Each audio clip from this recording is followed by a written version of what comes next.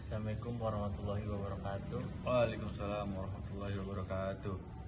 Sebelumnya perkenalkan, nama saya Nur Faizal Hoir. Dan saya Syaukiatnan Ramadan. Baik, di sini kami akan menjelaskan tentang seputar manajemen strategi. Sebelumnya saya berterima kasih kepada Ibu Rini yang telah menjelaskan pembelajaran yang menurut saya sangat baik, sehingga kami selaku mahasiswa dapat menyalurkan ilmu-ilmu yang telah Ibu berikan. Jadi kita di sini ingin menjelaskan atau sharing lah istilah kata, ibarat tentang apa sih yang kalian ketahui tentang manajemen strategi itu, dan makna-maknanya, dan kapan manajemen strategi itu dilakukan, dan apa sih keuntungan-keuntungan ketika kita melakukan manajemen strategi. Ya mungkin ya seputar-seputar manajemen strategi lah gitu. Oke, buat Anda saudara Sauki, Ya, apa sih yang dimaksud dengan manajemen strategi itu menurut Anda? menurut saya, menurut pendapat saya, manajemen strategi itu suatu strategi di dalam perusahaan untuk mencapai semua tujuannya. Dengan adanya strategi di dalam perusahaan itu akan mempermudah segala keinginan perusahaan untuk mencapai tujuan-tujuannya ya. Itu menurut pendapat saya. Oh, jadi kayak misalkan suatu perusahaan itu harus ada yang namanya strategi Perlu. untuk mencapai tujuan mengenai tujuan dia, yaitu perusahaannya lebih maju gitu. Untuk mencapai tujuan-tujuannya pastinya.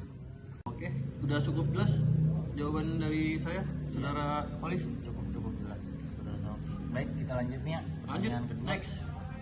Jadi ini, apakah penting manajemen strategi itu dalam suatu bisnis? Gimana menurut pendapat Anda?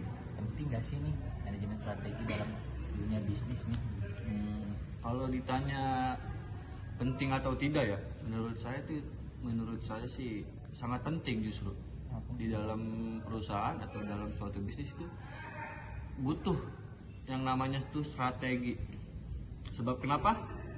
Karena kalau kita membangun usaha atau buat perusahaan tanpa adanya strategi, tanpa adanya tujuan-tujuan itu, kita nggak akan bisa mencapai tujuan-tujuan kita. Kita ambil contoh deh dari kehidupan sehari-hari kita. Misal, Anda kan di kampus nih, otomatis di kampus kan nggak ada dong yang namanya cowok doang, pasti ada perempuannya. Misal Anda naksir nih sama si A lah gitu. Nah, pasti Anda mikir nih, gimana nih strategi Anda buat bisa kenal sama dia, buat bisa lebih dekat sama dia. Jadi dalam kehidupan sehari-hari itu kita itu memerlukan namanya strategi. Iya, betul. Berarti strategi itu bisa digunakan di mana saja gitu kan. Dan kapan waktunya. Yang penting Setiap orang pun saya rasa punya strateginya masing-masing ya untuk mencapai tujuan hidupnya. Gak mungkin orang kalau gak punya tujuan hidup ngantang-ngantung doang. nggak mungkin kan tiba-tiba langsung pacaran, pasti kan dulu ada proses-prosesnya. Gak mungkin tiba-tiba sukses. Ya, PDKT dia Pasti gitu. punya strategi setiap orang itu. Jadi kesimpulannya nih, menurut saudara Sauki, sangat penting dong strategi Sangat penting. dalam suatu bisnis ini. Sangat penting. Saya bilang sangat penting. Ya, cukup. Baik, kita lanjut nih ya. Lanjut, Yang ketiga. Polis, next.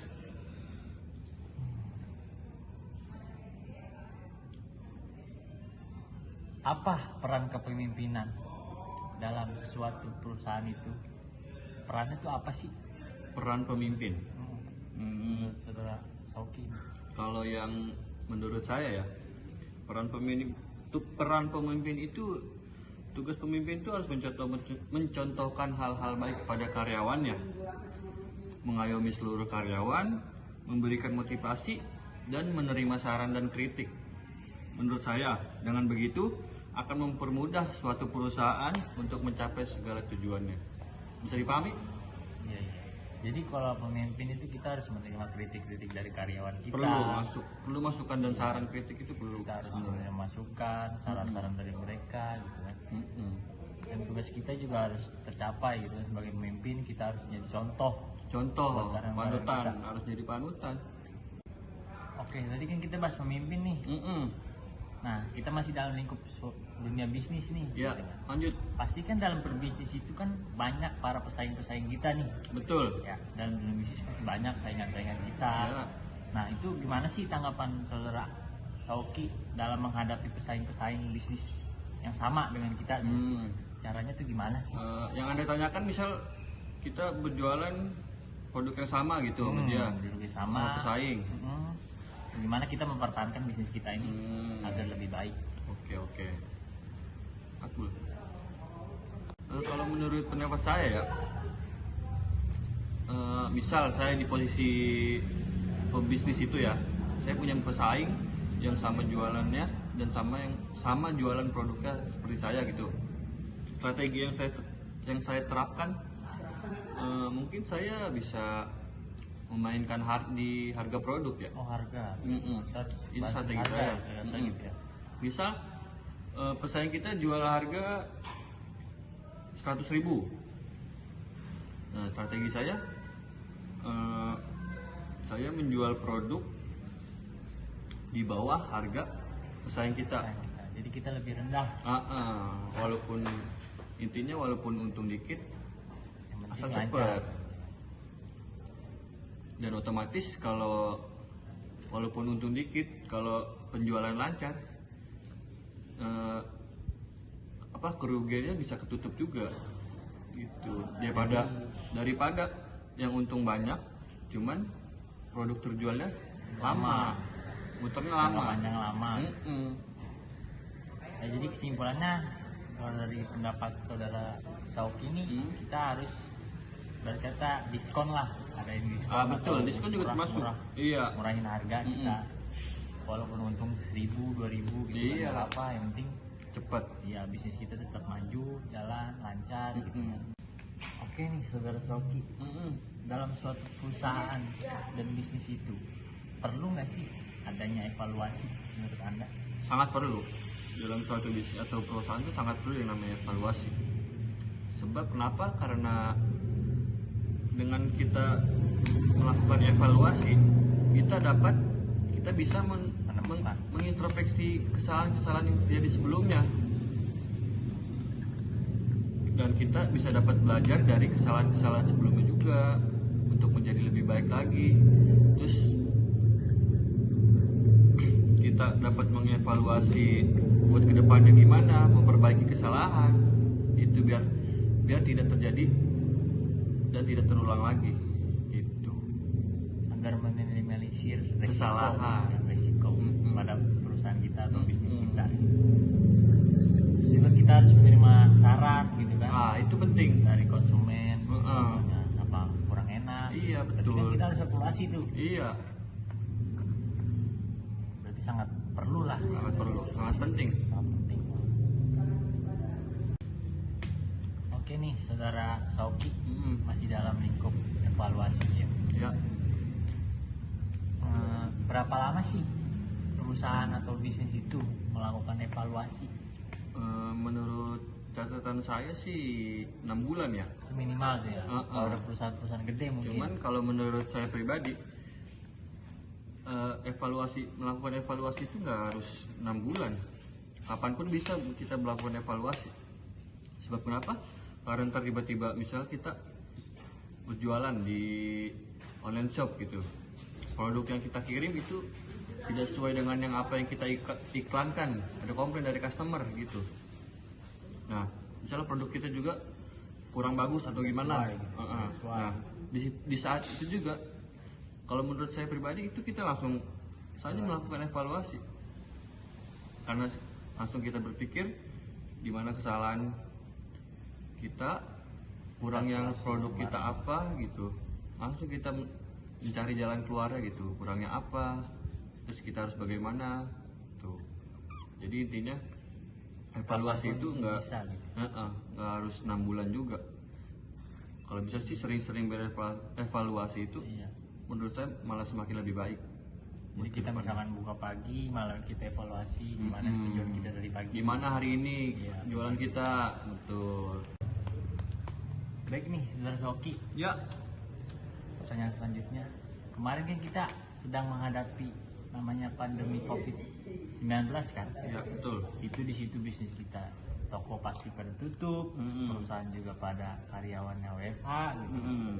Itu gimana sih Anda untuk melewati, mempertahankan lah istilah kata bisnis Anda di saat pandemi kemarin?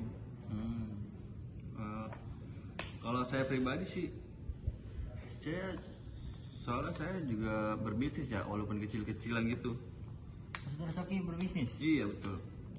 Boleh ceritakan bisnisnya mungkin buat membantu teman-teman. Contoh dari saya pribadi aja lah ya. Ya boleh Soki. Saya berjualan sepatu lokal. Reseller sih saya sebetulnya. Kan di zaman pandemi itu offline juga, buka toko offline juga dilarang. Mal-mal pada tutup ya kan. Nah dari situ saya memaksimalkan buat berjualan online. Jualan online? Wah, ini bagus itu. Berjualan online melalui marketplace. Contohnya seperti Shopee, Tokopedia, Bukalapak, dan lain sebagainya. Jadi istilah kata memanfaatkan media sosial. Betul. Instagram. Ya, jadi buat teman-teman semua, rekan-rekan kami, buat yang ingin memulai bisnis atau usaha kecil-kecilan, jangan ragu, jangan kecil hati, tetap semangat pokoknya. Jangan takut lah. Jangan untuk takut membuka bisnis. Karena bisnis itu jangan takut rugi kalau berbisnis itu. Karena emang resiko dalam berbisnis itu ya rugi. Jadi kita harus siap buat kerugian itu, dan untuk mencegah kerugiannya itu kita bisa membuat strategi-strategi untuk menghindari kerugian agar mencapai semua tujuan-tujuan kita. Karena dengan bisnis kan kita bisa membuka lapangan kerja, jadi Betul. untuk mengurangi pengangguran. Jadi dari pengangguran jadi bisa punya pekerjaan. Syukur-syukur nanti usaha kita maju, kita bisa memperkerjakan orang lain. Itu untuk mengurangi gitu kan. Karena kan pengangguran di Indonesia itu cukup terbilangnya ya lumayan gitu ya. Ya udah, Gitu aja kali ya. gitu aja. Ya, sekian dari kami. Apabila ada salah-salah kata atau yang kurang berkenan di hati, mohon dibukakan pintu maaf yang sebesar-besarnya. Sekian dari kami. Wallahul muwaffiq ila aqwamit thoriq. Wassalamualaikum warahmatullahi wabarakatuh.